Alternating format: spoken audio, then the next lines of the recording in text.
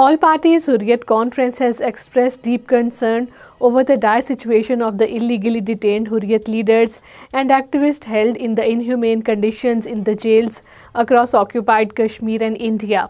APHC spokesman Advocate Abdul Rashid Minhas, in a statement issued in Srinagar, lamented that despite the worsening health conditions of the detained leaders and the activists, Hindutva-driven BJP-led jail authorities have ignored their legal and the medical needs.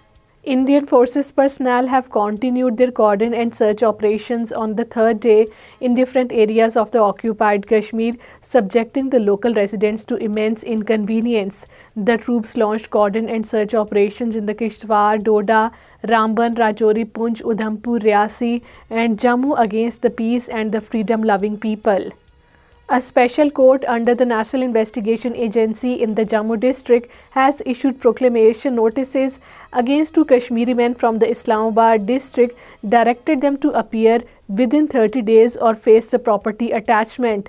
The accused, both residents of the Liver, Sri Gufwara in the Islamabad district, are wanted in a so-called terror-related case. India's premier health research body, the Indian Council of the Medical Research, has ruled out infectious agents as the cause behind the mysterious deaths in the Rajouri's Badhal village, shifting the focus of the investigation to possible toxic substances. ICMR confirmed that extensive tests for the bacteria, virus and the fungi found no evidence of a communicable disease. Residents of the several villages in the Budgam district have risen in protest against the installation of the smart electricity meters. One of the major demonstrations took place in a village where large number of the women blocked the road, raising slogans against the move.